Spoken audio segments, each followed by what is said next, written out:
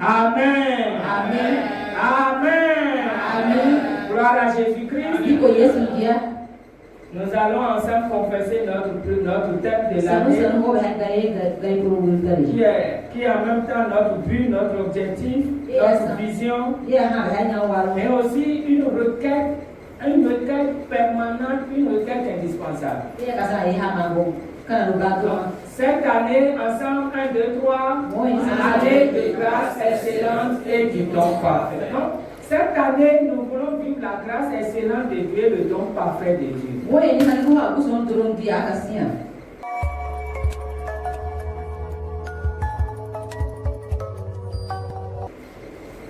Et pour vivre cette grâce et ce don, Ama ka wi kin ro ka wi duro me ka waru ti. il nous faut un cœur qui attire le Dieu de cette grâce et le Dieu de ce don. Ya kina wo ni sa bon mo e bon ye ku so wi gawe. Premièrement, nous avons vu le cœur de démarcation Ni ka ha kina wa bon ya nene yere. et nous sommes en train de voir ensemble le cœur d'obéissance et de soumission à Dieu. Sa wa sa no bon ye ku so me no e. Le cœur d'obéissance et de soumission à Dieu. Bon ye ku so ga no ba wi me no e. Nous avons vu ce que c'est que l'obéissance, la soumission. Mon technicien sera en train de projeter, vous serez en train de lire. On ne va pas revenir sur ça. Sa ma ro mo so ho ga ye na. Afin de gagner du temps. So ho ba sa wa. Ce que c'est que l'obéissance à Dieu, la soumission à Dieu. Et tout ça, nous avons décidé de faire la pratique. Même si moi j'ai fait service, j'ai eu le bac CME. De la 6e en terminale, je n'ai jamais fait pratique. Que ce soit en SBT, que ce soit en PCT, c'est un danger. Regardez quelqu'un qui on travaille. Si c'est une théorie là, on connaît sa qualification, c'est-à-dire comment la préparation du savon, on connaît les formules, tout ça. Mais il a fallu que ma femme commence par faire savon là, savon liquide là. Et c'est elle qui va me montrer ce que c'est que soude, ce que c'est que je. Vous voyez, bon, on va pas parler. C'est grave. Hein? Nous avons une tête grosse tête et un corps maigre. Et c'est le système qui est comme ça. Qui grossit les têtes, qui amaigrit maintenant le corps. Que Dieu ait pitié de nous. Mais l'Église ne doit pas donner des messages qui grossissent la tête des fidèles et qui amaigrissent leur corps. Donc, il faut donner des messages pratiques. C'est pourquoi quand on définit à gauche à droite, on rentre dans la pratique. Gloire à Jésus. Donc, nous allons faire la pratique dans la vie de Noé. On a fait ça, on a commencé dimanche, je crois, on a terminé le mercredi. Ce matin, par la grâce de Dieu, nous allons faire un second cas. Donc, étude de cas. Le second cas aujourd'hui, c'est le cas Terah, Abraham et Sarai. Terah, Abraham, Sarai. Donc, Terah, Abraham et Sarai. Lorsque nous parlons d'Abraham, de Sarah, beaucoup connaissent. La religion chrétienne connaît ou enseigne ou prêche Abraham, Sarah, ainsi de suite. Mais ce matin, le Saint-Esprit va nous amener en profondeur de ces bêtes, à la profondeur. Pour que nous puissions découvrir ces personnes. Parce que quand on prend Abraham, on voit un homme, le père de la foi. Quelqu'un qui a secoué sa génération, qui a marché avec Dieu au point de devenir ami de Dieu.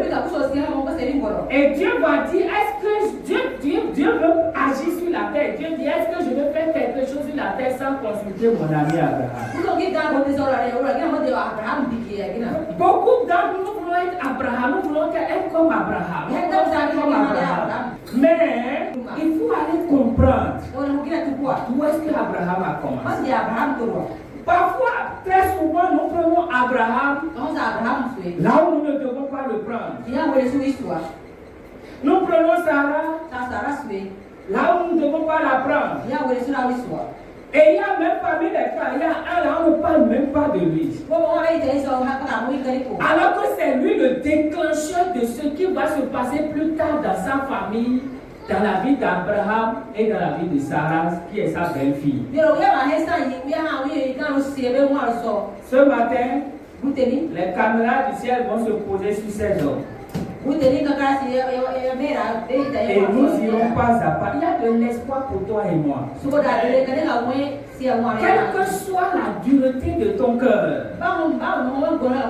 quelles que soient les années ou l'année de ta désobéissance,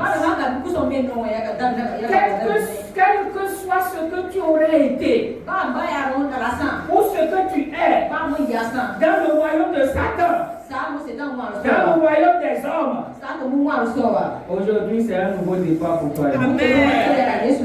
Il n'y a personne que Dieu ne peut pas prendre et transformer. Aussi idolâtre que quelqu'un peut être, Dieu a la capacité de faire de lui son adorateur. Alors bien aimé, ne te vois pas trop loin. Ne te vois pas incapable. Ne te vois pas défait. Ne te vois pas comme les circonstances veulent que tu te vois. Il y a de l'espoir pour nous ce matin. Ouvrons le Bible dans Genèse chapitre 24. Dans Genèse chapitre 24, un homme qui a pris la relève de Moïse.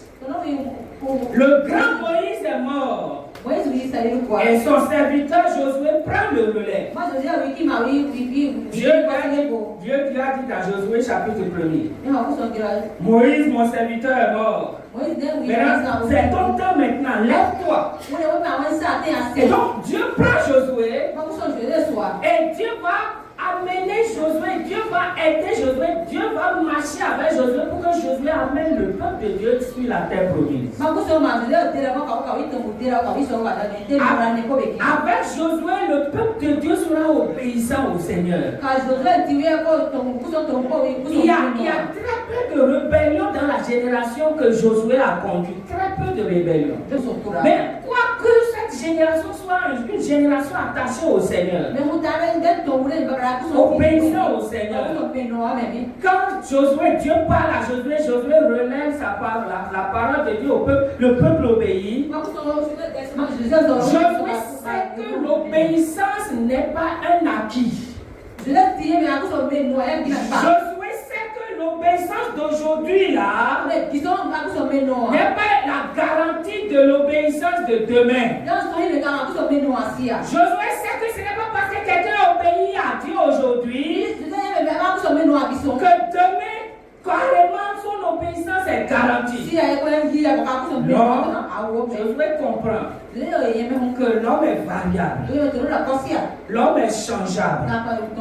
Et à la fin de sa vie, pendant que Josué maintenant est à la fin de son ministère et il devra maintenant mourir, un peu comme Jésus aussi à la fin, dans Jean chapitre 17, il va parler cœur à cœur à ses disciples, il va prier pour ses disciples. Josué va parler sur ce peuple. Il va parler à ce peuple. Il va révéler le battement de son cœur, qui n'est rien d'autre que le battement du cœur de Dieu pour son peuple. Il va ramener le peuple à prendre conscience de d'où est-ce que Dieu l'a pris. Et c'est très souvent ce que Dieu fait avec nous. Chaque fois qu'il nous fait progresser, à un moment donné, il s'arrête et il nous demande à ce que nous rappelions de là où il nous a pris. Parce que très souvent nous oublions oublions de là où Dieu nous a pris. Pas de ça, Nous oublions de l'état dans lequel nous étions quand Dieu est venu à notre secours. Quand ça commence par nous marcher, quand les bénédictions commencent par venir progressivement, quand ce qui n'existait pas physiquement commence par exister, le cœur de l'homme a tendance à s'enfler d'orgueil pour oublier Dieu, pour oublier là où Dieu l'a pris. Dieu se voit obligé de ramener encore le peuple, ses enfants, son peuple, à s'en souvenir. Et c'est ça qu'il va faire avec le peuple. Josué chapitre 24, lisons versets 2 et 3. Josué 24, versets 2 et 3, c'est un rappel. Josué rappelle au peuple de Dieu d'où est-ce que Dieu l'a pris. Et qu'est-ce que Josué va dire de la part de Dieu, s'il vous plaît? Il dit, Josué dit à tout le peuple, ainsi parle l'Éternel, le Dieu d'Israël. Vos pères, Térak, père d'Abraham et père de Nachor, habitaient anciennement de l'autre côté du fleuve. Et ils servaient d'autres dieux. Je pris votre père Abraham de l'autre côté du fleuve et je lui fis parcourir tout le pays de Canaan. Je multipliai sa postérité et je lui donnai Isaac. Josué dit à tout le peuple, il dit ainsi par qui? Ainsi par qui?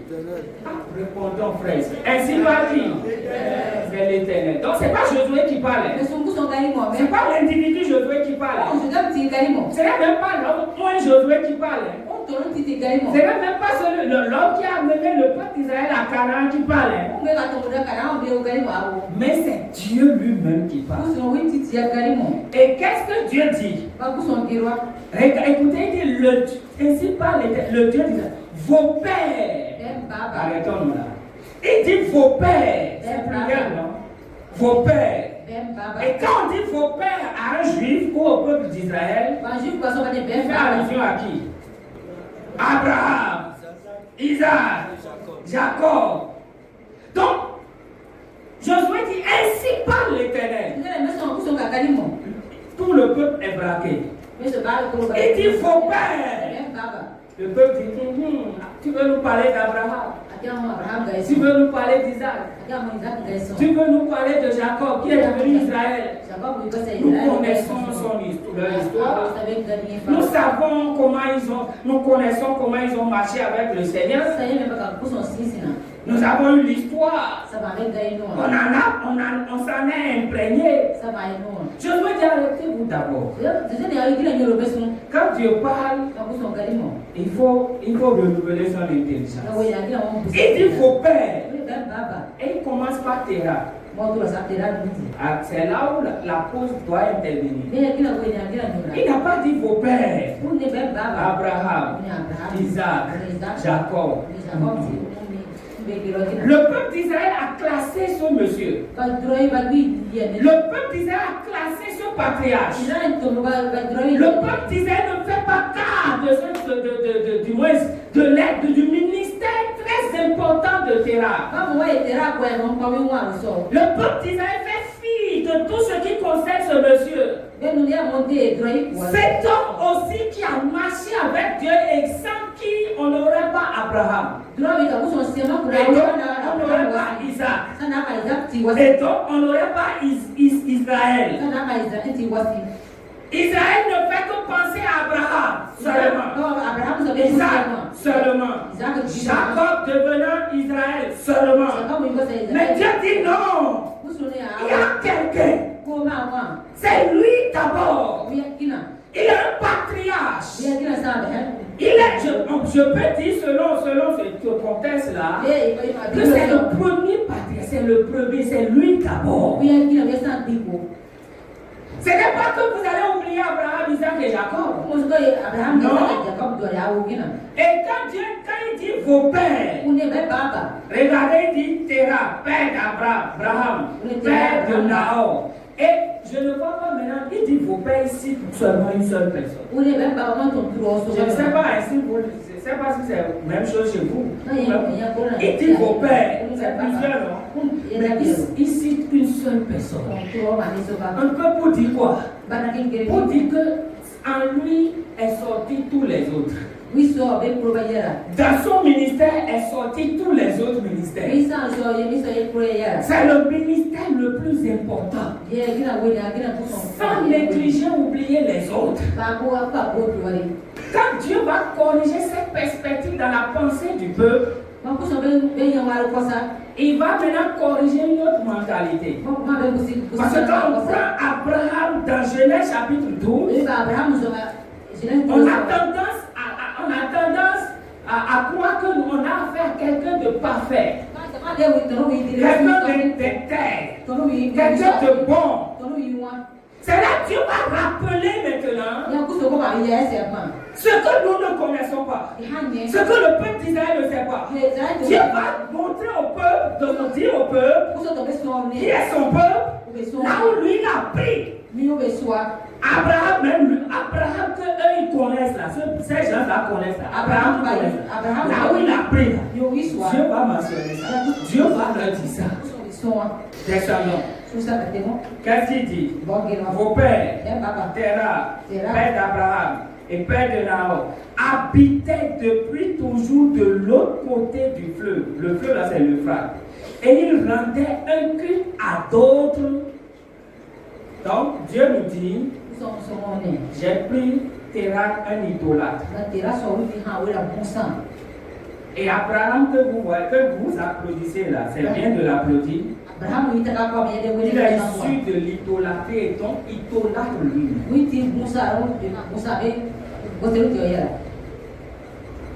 Voilà une famille idolâtre. Une famille qui ne connaît pas le vrai Dieu. Une famille qui décide que la créature est devenue son créateur. Et qui fait de la créature son Dieu, qui adore cette créature, qui rend louange, hommage, adoration à cette créature, alors que Dieu est l'idolâtrie. Maintenant voilà, Dieu va aller au fond de l'idolâtrie pour aller choisir une famille. Pourquoi? Parce que Dieu veut marcher à nouveau avec les hommes. Dieu veut tisser une nouvelle alliance, une alliance encore avec les hommes. Dieu veut montrer encore sa bonté. Dieu veut montrer à l'homme que tant qu'il est déchu, quand bien même il est tombé, que lui, Dieu ne l'a pas abandonné. Maintenant, allons dans Genèse chapitre 11. Nous allons encore découvrir ce terrain-là. Genèse chapitre 11, verset 27 à 31. On va lire pas à pas, oui. Genèse 11, verset 27 à 31. Voici la postérité de Terah. Oui. Terah engendra Abraham, Nachor et Haran. Haran engendra Lot. Et Haran mourut en présence de Terah, son père, au pays de sa naissance à Ur en Chaldée. Abraham et Nachor prirent des femmes. Le nom de la femme d'Abraham était Sarai. Et le nom de la femme de Nachor était Milka, fille d'Haran, père de Milka et père de Gisca. Sarai était stérile, elle n'avait point d'enfant. Terah prit Abraham son fils, et Lot, fils d'Haran, fils de son fils, et Sarai sa belle-fille, femme d'Abraham son fils. Ils sortirent ensemble d'Ur en Chaldée pour aller au pays de Canaan. Ils vinrent jusqu'à Charan et ils y habitèrent. Gloire à Jésus-Christ. Maintenant, dans Josué chapitre 24 là, verset 3 dit, Dieu dit, j'ai pris qui? J'ai pris Abraham, c'est ça non? C'est ça non? J'ai pris Abraham. Ou bien, Dieu n'a pas dit j'ai pris Terah. Il dit j'ai pris Abraham. Est-ce que Dieu ment? Dieu ne ment pas. Il dit vos pères. Il dit Terah, ainsi de suite. Il vient au verset 3, il dit j'ai pris maintenant Abraham. Maintenant, Dieu vient au chapitre 11 maintenant.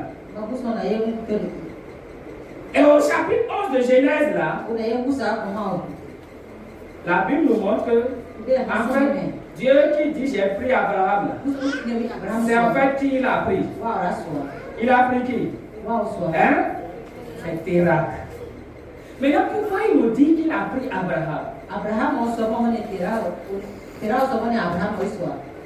Et ça dit que le fait de prendre Térak, ça veut dire que Dieu est en train de prendre Abraham. Est-ce que vous comprenez ma question? C'est bien sûr que oui. C'est ça, non? Ou bien? Pourquoi? Parce que Dieu va placer Térak comme autorité. On va voir tout à l'heure. Autorité sur qui? Sur Abraham. Qui est Abraham dans notre texte de Genèse 11. Donc, Térak là, c'est lui qui a écouté, c'est lui qui a entendu le Seigneur. C'est à lui Dieu dit, quitte Our en Chaldée. C'est lui qui a pris la résolution. Et la Bible dit qu'il a pris maintenant Abraham, il a pris Sarai et il a pris Lot. Et pourquoi? Par contre, il y a un accord là, non? Ou bien c'est là un accord. Dans Genèse 24, la Bible nous dit père d'Abraham, père de Nahor, non? Maintenant, pourquoi Nahor ne se retrouve pas? Pourquoi il ne prend pas Nahor? C'est ça notre thème. Il dit j'ai pris Abraham.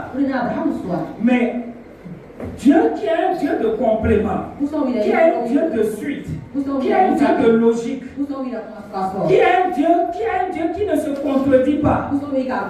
Il dit en fait, c'est Térak que j'ai parlé, mais j'ai placé Abraham sous son leadership, sous son mentorship, sous son autorité. Et donc j'ai donné à Abraham là, Abraham pour m'obéir à moi là, devrait obéir à qui? À Térak. Donc puisqu'il a obéi à Térak,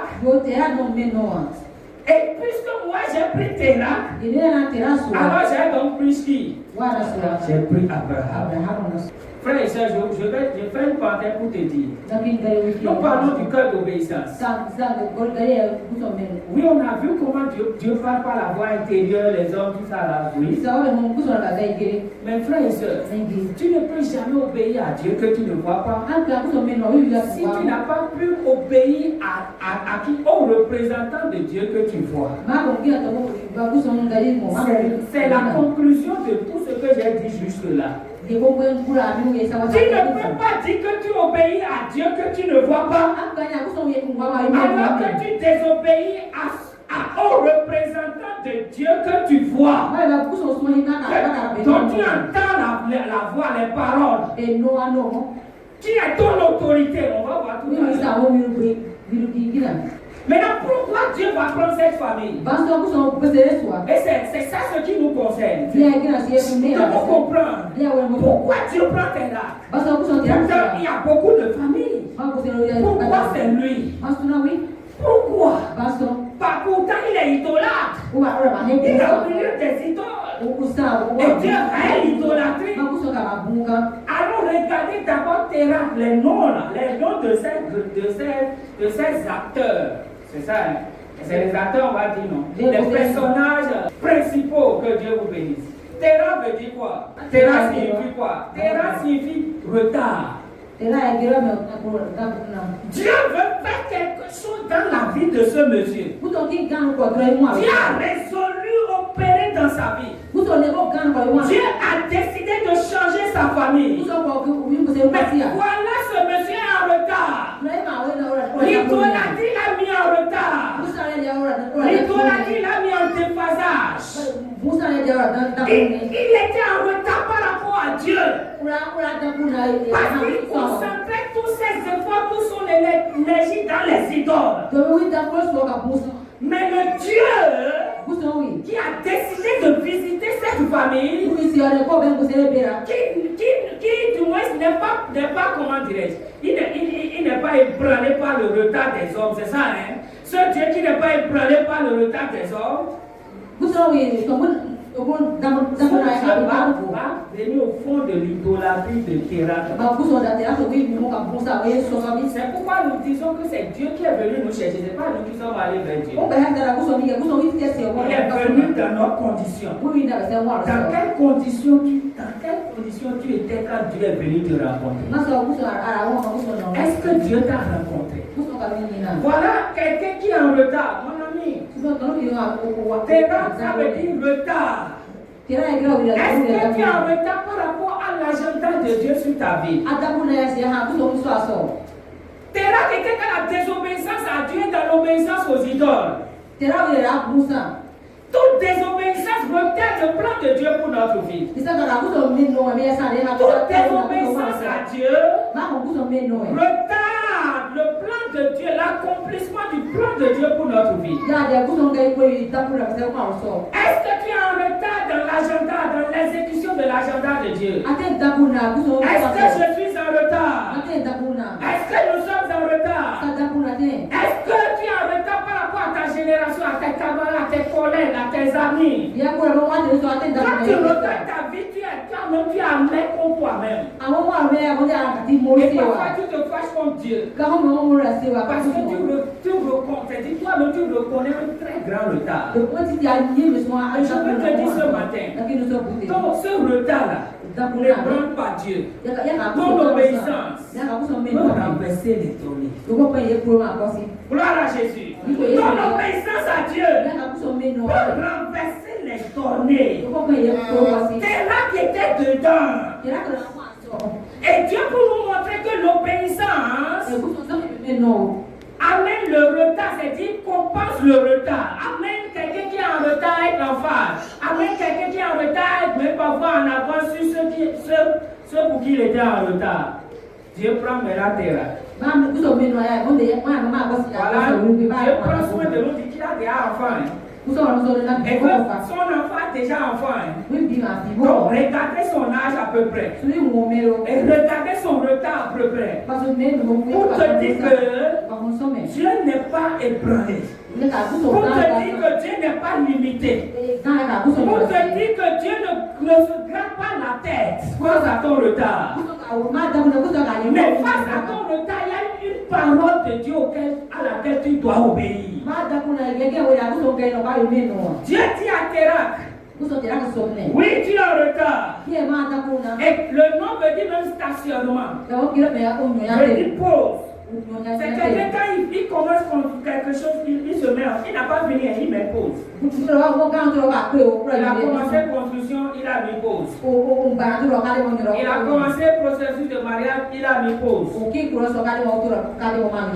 Il a commencé pas encore un travail. Lui-même il a mis pause. Tout ce qui commence, il met pause. Il se stationne lui-même. Il démarre la voiture de sa vie. Et parfois, qu'est-ce qu'il voit quand les choses, vous comprenez, quand les choses attractives là commencent par l'attirer, il fait quoi? Il casse sa voiture. Il casse sa voiture. Un peu comme vous et moi, nous garons souvent nos voitures. La voiture de nos villes, on la gare devant la maison de deuxième bureau, premier bureau.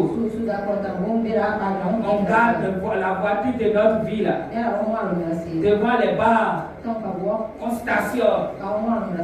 On devient c'est-à-dire, parfois même on les reconnaît comme étant un fidèle de ce bar-là. Et on a la carte de fidélité. Un garçon là, tu avais conduit la voiture et t'as bien. Avec un chauffeur, le Saint-Esprit lui-même. Le garçon là vient. Premièrement, il ne dit rien. Il finance. Et à un moment donné, il commence pas à faire jeu de femme. Donne-moi la chose. Tu veux garer maintenant. Il ne faut pas garer. Il ne faut pas faire quoi? Il ne faut pas faire ça. Il ne faut pas faire comme Terra. Dieu dit, je veux conduire ta vie. Le gars lui-même là, Il va stationner sa vie, le véhicule de sa vie, il va stationner ça dans les idoles. Quel est ton idole là où tu es assis? Est-ce que c'est l'argent? C'est que quand l'argent est là, tu n'arrives pas à te maîtriser. Si tu n'as pas encore pris là, tu n'es pas content. Quand l'argent rentre, quand ce n'est pas encore fini, tu n'es pas à l'aise. On ne peut pas te confier de l'argent. Parfois tu es honnête en disant on ne me confie pas l'argent. Mais parfois les gens commettent l'erreur de te confier quand même. Et ils subissent les quoi? Quel est ton idole? Moi mon idole avant c'est le football. Surtout Barça. À cause de Barcelone, je peux reporter mon temps de prière. C'est une manière de parler. Hein? À cause de Barcelone, je peux. Quel est ton idole? Ce matin, le Saint-Esprit veut reprendre le volant. Et veut mettre encore première vitesse. Est-ce que toi et moi nous voulons lui permettre? Voilà, toi, c'est Terra dit ça. Dieu vient dire à Terra, là où tu es stationné là, ce n'est pas bon. Les idoles dans lesquelles tu es là, c'est ça qui retarde ta vie. Lève-toi maintenant. Va à Canaan. Ce n'est pas à. Quand on lit Genèse 12 là, on pense que c'est Abraham Dieu a dit d'aller à Canaan. Non, c'est d'abord à Terra. C'est à Terra Dieu dit quitte ton pays. C'est vrai, ce n'est pas dit comme ça. Alléluia. Mais si Terra quitte Our en Chaldée, qui est son pays, c'est en obéissance à qui? À Dieu. Donc Dieu lui aurait dit quoi? Et donc Abraham a vu que quoi? Dieu veut parler à quelqu'un et la personne veut faire quoi? Veut obéir. Il faut être avec ceux qui obéissent à Dieu. Donc tu es conscient convaincu qu'ils obéissent à Dieu. Il faut faire beaucoup d'intelligence. Dieu va d'abord préparer. Dieu ne se lève pas pour parler vaillant comme ça. Quand on prend Genèse, on croit que Dieu est venu subitement comme ça parler à Abraham. Non, tu as pris soin de le préparer d'abord. Dieu va l'habituer à la voix de son Père, qui est la voix autoritaire. On va voir ainsi de suite. Et maintenant, quand Dieu va venir dans Genèse 12, Abraham va pouvoir obéir. Et là encore, son obéissance, malgré tout ce que Dieu a fait, son obéissance a encore un point d'interrogation. Ça, c'est Terra. Abraham veut dire quoi? Père élevé, Père exalté.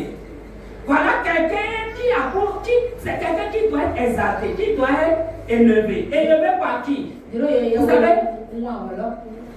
C'est-à-dire quand tu prends un enfant, le plus fort que son papa n'est, le gars n'a qu'à être plus mince que moi. L'enfant là le considère comme comment? Le plus fort. Et l'élève en tant que quoi? Quand quelqu'un, il fait bagarre ou bien, affaire de querelle, quoi là. Il dit quoi? Je vais t'appeler mon papa. Je vais t'appeler mon papa, c'est ça non? Maintenant voilà quelqu'un qui a pour nom Père élevé, donc il devrait avoir des enfants qui devront l'élever, les hâter, qui devront l'applaudir, à qui il doit être une source de fierté, de joie et tout ça. Mais quand nous lisons, il n'a pas quoi? Il n'a même pas un poussin. Dieu dit c'est anormal. Maintenant, on vient au niveau de sa femme. Sarai, lui, c'est ma princesse. Et l'idée, c'est celle d'une femme noble, de dignité royale ou de grande valeur. Sarai, c'est encore quoi? Princesse d'un cercle limité, comme la famille. Donc, quand on dit Sarai là, Sarai, on est en train de dire quoi? La princesse. Quand Abraham dit Sarai, il est en train de dire ma princesse. Notre frère nous a dit particulièrement. C'est ça, non? Non, lui, quand lui dit Sarai, il dit ma princesse. Ma princesse aussi pour dire quoi? Pour dire que il y aura une famille dont tu es quoi? La reine. Maintenant, est-ce que Sarai a d'enfants? Regardez une famille comme ça. est-ce que Dieu a raison maintenant de venir vers cette famille? Est-ce que cette famille veut dire quelque chose dans ta vie? Tu peux me dire que toi, tu as des enfants physiques, c'est bien. Est-ce que tu as des enfants spirituels? Est-ce que matériellement tu es productif? Tu es fécond financièrement, moralement, mentalement, psychologiquement? Les trois là, c'est nous, c'est cette génération, c'est nous tous debout. Mais il y a de l'espoir pour nous. Quelqu'un a chanté et dit, il y a de l'espoir pour toi. C'est ça? Oui. Il y a de l'espoir pour nous. Quel que soit ton retard, quelle que soit ta stérilité, quel que soit le nom que les gens te donnent, tu es appelé à être ici. Mais du fait de l'handicap, là, on ne t'appelle pas cet handicap. Il y a de l'espoir pour toi, frère. Tout peut changer le jour où tu décides d'obéir à Dieu. Et effectivement, Térak a obéi à Dieu. La Bible nous dit dans Genèse 11 là, il a fait quoi encore? La Bible dit dans Genèse 11, 31 là, que Térak a pris, donc il a obéi au Seigneur. Et quand il a obéi au Seigneur, nous voyons ce que Dieu va faire maintenant. Abraham va devenir quoi maintenant? Abraham doit à Térak. Sarah doit à Térak. De la même manière, tu dois travailler pour que tes enfants te doivent. Te doivent quoi? Ce qu'ils seront. C'est pour ça que c'est une grande responsabilité d'être parent. On peut applaudir Abraham. Mais Abraham dira, n'applaudissez pas d'abord. Applaudissez Térak. Sans lui, je ne peux pas être. C'est lui qui a dit, Dieu m'a parlé. Le vrai Dieu m'a parlé. Nous devons quitter ces idoles. Nous devons quitter notre pays. Pour aller où? Alléluia. Maintenant, Térak représente, symbolise quoi pour nous? Et c'est là que je contextualise ça. Térak symbolise quoi? Parce que nous voyons là, Térak comme une figure autoritaire, n'est-ce pas? N'est-ce pas? Ou bien? Donc Térak représente quoi? Autorité naturelle et surnaturelle, ou bien spirituelle. Autorité naturelle et spirituelle. Donc Térak là, symbolise une autorité naturelle et spirituelle. Qu'est-ce que cela voudra dire? Cela voudra dire que quand Dieu dit obéissez-moi, obéissez à ma voix, soumettez-vous à ma parole et tout, il est en train de dire quoi? Obéissez aux autorités naturelles et spirituelles. Soumettez-vous, et c'est ça qu'on va lire. Soumettez vos autorités naturelles. Vous ne me voyez pas d'abord, mais vous les voyez. Et elles sont mes représentants. Elles me représentent. Ces autorités me représentent. Les autorités naturelles. On peut citer les autorités, l'État, mais l'État d'abord c'est l'autorité. L'État. Il y a autorité physique et visible et invisible. Vous êtes d'accord? Vous me suivez? Le feu représente qui? Donc quand tu brûles le feu, tu désobéis à qui? C'est pourquoi quand il t'attrape là, normalement la loi dit que tu dois aller payer au trésor. Tu dois aller payer à celui à qui tu as désobéi. Parce que Dieu a mis une contravention. Une sanction. Pour sanctionner les désobéissants, comme Dieu aussi sanctionne les désobéissants. Maintenant, nous on fait la corruption maintenant. Quand on nous prend, on trouve 1000 francs au policier. Et il nous laisse. On trouve 2000. Et on estime que on n'a rien fait. Et dans le même temps, l'autre, le féticheur là, qui avait ses féticheurs, on le traite de pécheur de haut rang. Oublions que soi-même on est pécheur de quel rang? Lorsque tu brûles le feu, tu montres que tu es un pécheur de haut rang.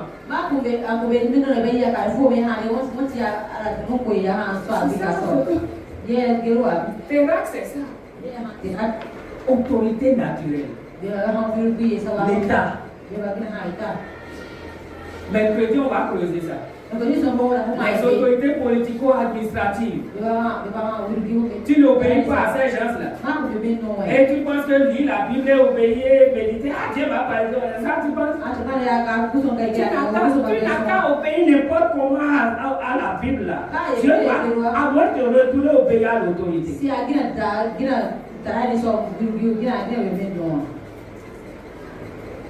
Dieu a fidèle à sa parole. C'est ça, il dit à Abraham, avant que tu n'entendes moi ma voix, tu dois pouvoir entendre d'abord la voix d'une autorité. Tu dois d'abord te soumettre à une autorité naturelle comme spirituelle. Avant d'être qualifié à te soumettre à moi, obéir à moi.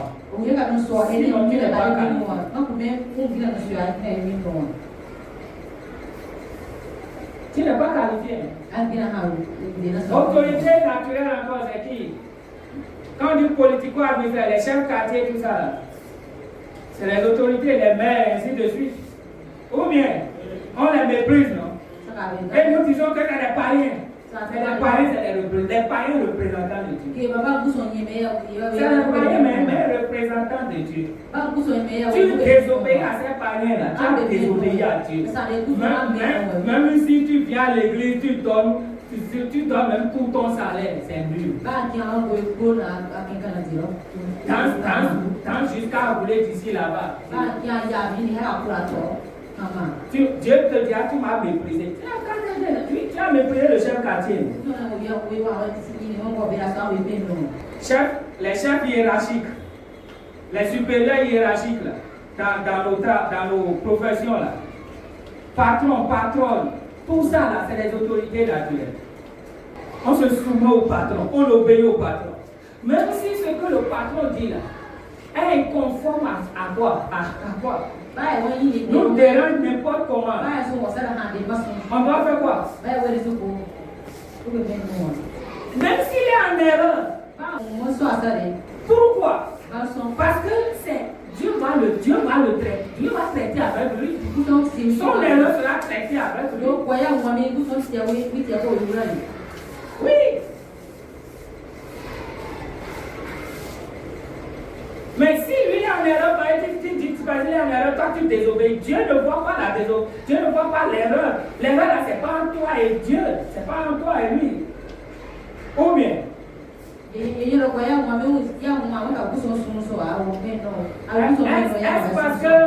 parce que le chef quartier ou bien le maire ou bien une autorité a pris une décision, bon, c'est pour ça qu'on doit désobéir, c'est ça? Dites-moi, c'est ça? Et très souvent, nous les enfants, nous sommes indisciplinés. Et c'est ça qui fait que ces mêmes autorités ne prennent pas devant nous. Regardez même Daniel. Regardez Daniel avec toutes ses expériences spirituelles. Quand le roi, quand il a été jeté dans la fosse au lion, là, et que le roi pensait qu'il est le roi est venu voir, qu'est-ce qu'il a dit? Le roi vit éternellement. Et il a commencé par faire quoi? Les noms du roi, ou bien? Vous devez voir du roi. Cet idolâtre là, quitte là-bas. Mais Daniel a reconnu le roi comme l'autorité, représentant donc de Dieu. Et donc va être traité comme tel. Il a dit vie éternellement. Combien de femmes souhaitent que leur mari meure, même si au fond au ciel, c'est vraiment dire, si mon mari là, mais au fond là, il faut que si le monsieur tombe malade, regardez, elle qui dit Seigneur, le monsieur a pas tombé malade, c'est et là comment? Des faux mots, hein? Donc quand on dit terrain, autorité naturelle et spirituelle. Autorité spirituelle, vous connaissez ça déjà. C'est tout ce que Dieu a établi spirituellement sur vous. Pasteur, leader de cellule, Ainsi de suite. Ça là, on connaît ça. Et on pense que c'est obéir à ceux-là. Parfois même, je ne comprends pas. Parfois même, c'est-à-dire nos autorités spirituelles, on les prend comme Dieu. Quoi. Dieu. Tu ne t'es jamais prosterné devant Dieu chez toi, dans ton culte personnel, jamais. Mais voilà maintenant te prosterner devant pasteur. Tu appelles pasteur papa. Ton mari même, tu ne l'as jamais appelé papa. Quand tu te fâches, c'est son prénom, tu zappes. Quand la colère vient prendre les adjectifs là, c'est papa.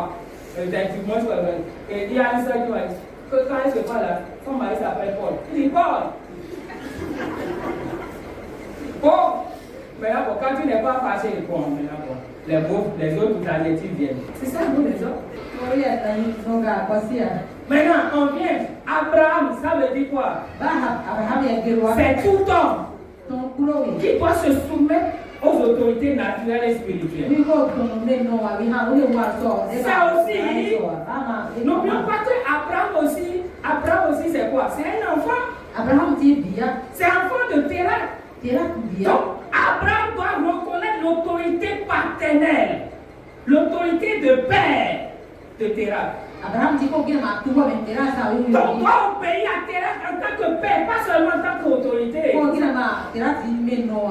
Bon, quand je dis autorité, même les parents sont dans l'autorité, je l'ai dit hier ici. Parents, tuteurs, tout ça sont dedans. Mais très souvent, on n'a pas forcément cette image dans nos pensées.